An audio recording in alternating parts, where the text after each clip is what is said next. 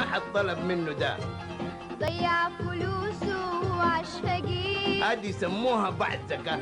قال عنده تجارة بس طفران بطنه بزقزق عصافير. لا هذه يسموها هنجمة. صدره هو مفلس. ايش اللي استفدته؟ ضيع فلوسه وعاش فقير. ليه يا حبيبي كده بس؟ قال عنده تجارة بس طفران بطنه بزقزق عصافير. دحين ايش اللي استفدته؟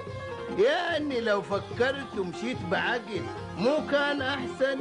مد رجلك على قد لحافك. دحين كده احوج نفسك للكلام.